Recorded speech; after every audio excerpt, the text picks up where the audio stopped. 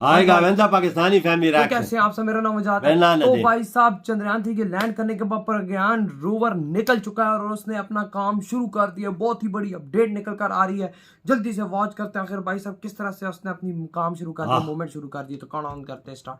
अबे क्या हो रहा है यार, क्या क्या खबरें आ रही है, क्या बनाओ इतिहास रच दिया यार, इतिहास रच दिया। वाह क्या वजह। चंद्रयान 3 के एल्गोरिथम ने आखिरी मौके पर दिखाया कमाल। इसरो की ऑटोमेटिक लैंडिंग तकनीक थी इतनी बेमिसाल, जिसे देखकर दुनिया भर में गूंजा हमारे देश भारत का नाम। विक्रम लैंडर के सामने फेल हुए नासा, रूस और चीन के महंगे अंतरिक्ष यान। दोस्तों 20 अगस्त के दिन रूस के लूना 25 के क्रैश के बाद पूरी दुनिया की नजर सिर्फ इसरो के चंद्रयान पर ही टिकी हुई थी और हर तरफ विक्रम लैंडर की लैंडिंग को लेकर कौतूहल का माहौल बना हुआ था। चारों तरफ इसरो और चंद्रयान 3 की ही बातें चल रही थी। इसी बीच इसरो ने इतनी बड़ी गुड न्यूज दे दी, जिसे सुनकर हर भारतीय की आंखों में खुशी के आंसू छलक आए हैं। पूरी दुनिया में भारत की इस अपार सफलता के गुणगान गाए जा रहे हैं। जी हां, 2014 में इसरो द्वारा देखा हुआ सपना आज पूरा हो चुका है और चंद्रयान 3 के विक्रम लैंडर ने चांद के दक्षिणी ध्रुव की सतह पर सफल लैंडिंग करके ऐसा कमाल कर दिखाया है जो अमेरिका, चीन और रसिया जैसे बड़े देश भी नहीं कर पाए। तो कैसे थे इस मिशन के आखिरी 20 मिनट? कैसे चंद्रयान मिशन में विक्रम लैंडर ने चखा सफलता का स्वाद? जानने के लिए कुर्सी की पेटी बांध लीजिए। चलिए हमारे साथ विक्रम लैंडर की लैंडिंग के रोमांचक सफर पर। दोस्तों 23 अगस्त के दिन पूरे भारत में टेंशन का माहौल छाया हुआ था और जैसे जैसे शाम करीब आ रही थी, हम सभी की धड़कनें तेज होती जा रही थी, क्योंकि इसी शाम चंद्रयान 3 की लैंडिंग होने वाली थी। इसरो के वैज्ञानिकों की कठिन परीक्षा होने वाली थी और यही शाम भारत की किस्मत लिखने वाली थी।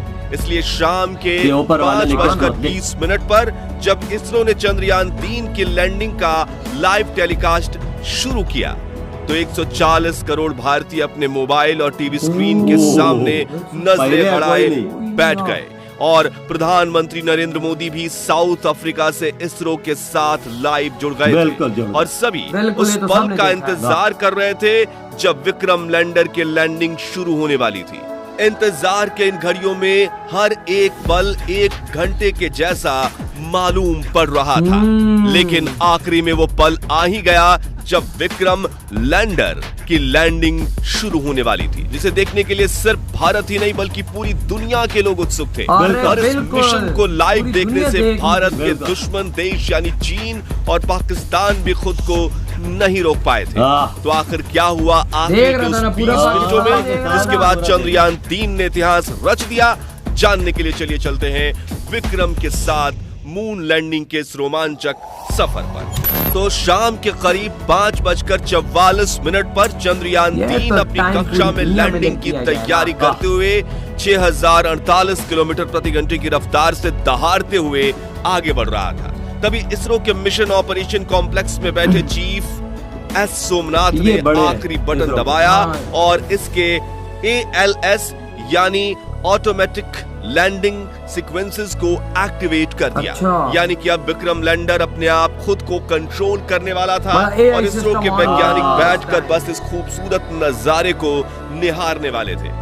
तो इस कमांड के बाद विक्रम लैंडर ने तुरंत अपना कमाल दिखाना शुरू किया और अपनी ऑर्बिट छोड़ते हुए चांद की तरफ बढ़ने के पहले चरण की ओर निकल पड़ा। Rough breaking phase. दोस्तों लैंडिंग के इस पहले पड़ाव में विक्रम लैंडर ने 30 किलोमीटर की ऊंचाई से चांद की सतह की तरफ बढ़ना शुरू किया और धीरे धीरे गोल चक्कर लगाते हुए ये नीचे उतरने लगा। इस दौरान शुरुआत में इसकी रफ्तार 6000 किलोमीटर प्रति घंटा थी, लेकिन इसके अपने चारों डीबूस्टर इंजन को ऑन करके विपरीत दिशा में दबाव देने से धीरे धीरे रफ्तार कम होने लगी। करीब 11 मिनट 30 सेकंड्स के बाद इसने अपनी रफ्तार को 1300 किलोमीटर प्रति घंटा कर दिया था और ये सतह से सिर्फ और सिर्फ 7.4 किलोमीटर ऊंचाई तक पहुंच चुका था। इसके साथ रफ ब्रेकिंग फेज का अंत हुआ। Altitude hold phase. अपने लैंडिंग मिशन के इस पड़ाव में चंद्रयान 3 के विक्रम लैंडर ने 2 महत्वपूर्ण काम किए, जिसमें से पहला था लैंडिंग में सहायक कारा और लासा सेंसर्स को ऑन करना और दूसरा था चांद की सतह से अपनी ऊंचाई को कम करते हुए 6.8 किलोमीटर तक लाना। ये दोनों काम करने में इसे महज 10 सेकंड्स का समय लगा। Fine braking phase. दोस्तों, लैंडिंग का ये तीसरा पड़ाव चंद्रयान 3 की सफलता के लिए बेहद महत्वपूर्ण था, क्योंकि इसी चरण में पिछली बार चंद्रयान 2 का विक्रम लैंडर डगमगाया था और चांद की सतह पर गिरकर तबाह हो चुका था। ऐसे में इसरो के इस मिशन ऑपरेशन कॉम्प्लेक्स में कौतूहल का माहौल बना हुआ था और मन में चल रही दुविधा के साथ अगले 3 मिनट निकालना वैज्ञानिकों के लिए काफी कठिन था। इसलिए लाइव टेलीकास्ट में भी सन्नाटा छाया हुआ था। लेकिन आपको ये जानकर खुशी होगी कि चंद्रयान 3 ने इस पड़ाव को चुटकियों में पार किया। जी हाँ, इस पड़ाव में चंद्रयान 3 के विक्रम लैंडर ने न सिर्फ अपनी पोजीशन को हॉरिजॉन्टल से वर्टिकल किया, बल्कि ऊंचाई को भी 6.7 किलोमीटर से 800 मीटर तक कर दिया। और इस पड़ाव के अंत में विक्रम लैंडर की वेलोसिटी यानी रफ्तार 0 हो चुकी थी, मानो ऐसे कि वो चांद की सतह के ऊपर बाहुबली की तरह सीना ताने स्थिर खड़ा हो। इस तरह 3 मिनट में फाइन ब्रेकिंग फेज पूरा हुआ और अगले 20 से 22 सेकंड्स इसी स्थिति में खड़े रहने के बाद इसने चांद की तरफ जाने के लिए अपना आखिरी पड़ाव में एंट्री ले ली। वर्टिकल डिसेंट 800 मीटर की ऊंचाई पर शुरू हुआ ये पड़ाव अब चांद की सतह को छूकर विजय पाने पर पूरा होने वाला था, जिसके लिए पूरे भारत में उत्सुकता का माहौल बना हुआ था। हर तरफ चंद्रयान 3 की सफलता के लिए प्रार्थना की जा रही थी। मिशन के इसी चरण में विक्रम लैंडर धीरे धीरे आगे बढ़ते हुए सतह से 150 मीटर की ऊंचाई पर पहुंचा और इसने अपने 4 में से 2 इंजन बंद कर दिए। इस दौरान इसकी रफ्तार फिर से शून्य हो चुकी थी और ये फिर से 22 सेकंड्स के लिए चांद के पतले वातावरण में होवर करने लगा, यानी तैरने लगा।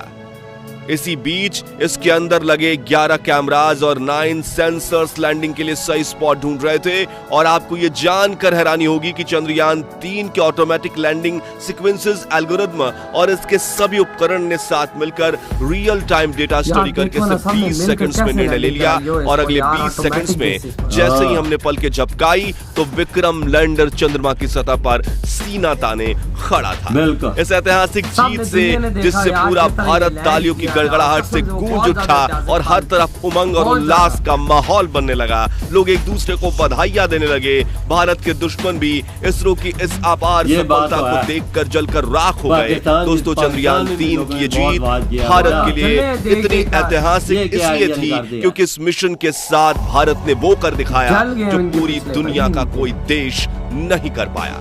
जहां विक्रम लैंडर ने चांद के उस दक्षिणी ध्रुव पर लैंडिंग कर ली जहां जाने की हिम्मत नासा, रूस और चीन भी नहीं कर पाया।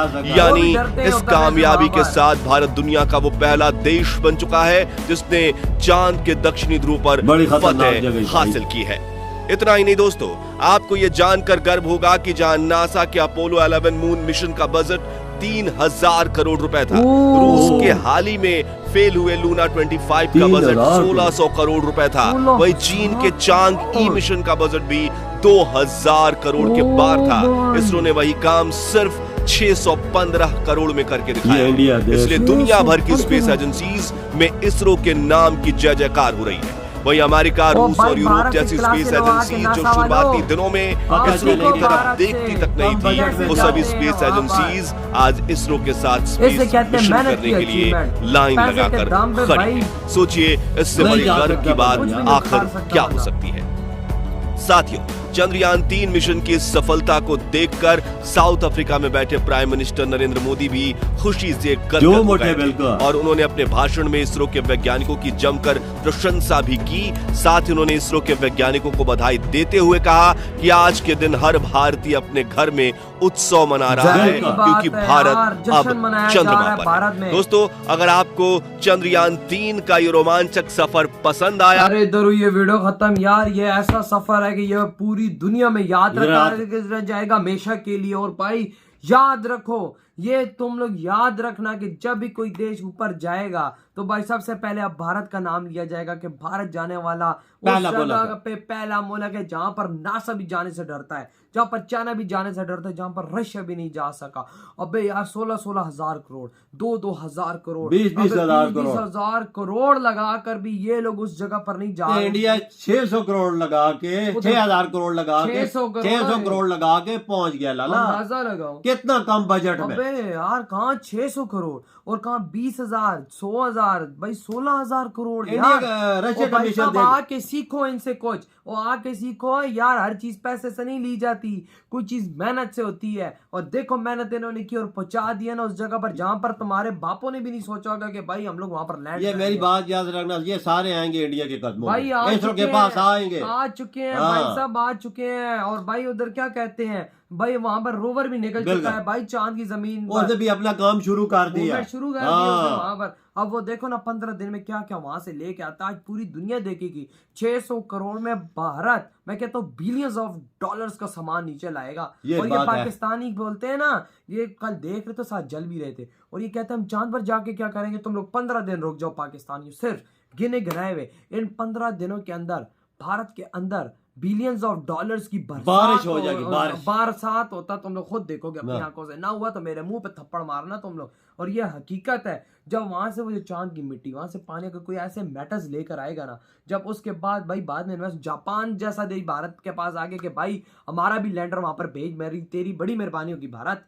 जब इस तरह के बड़े बड़े देश आगे बाहर से रिक्वेस्ट कर रहे हैं, तो सोचो भाई साहब अभी 15 दिन के अंदर और क्या भारत में आने तो देख, और दिनों बाद कहते हैं वो लोग इंडिया के साथ जुड़ने वाले हैं। 600 करोड़ का खर्चा देखो रात दिन एक हुई है, वो उस मेहनत के तो बिलियंस ऑफ डॉलर्स लगा तो नहीं हम लोग वो है पूरा, लेकिन 600 करोड़ का खर्चा हुआ है ना, उसके बाद तुम लोग देखना कितने बिलियंस ऑफ डॉलर्स अब भारत में आते हैं इन 15 दिनों के अंदर। आज पहला दिन है ना, अगले 14 दिन में देखना क्या होता है। आपके क्या थॉट है इधर तुम कहते हो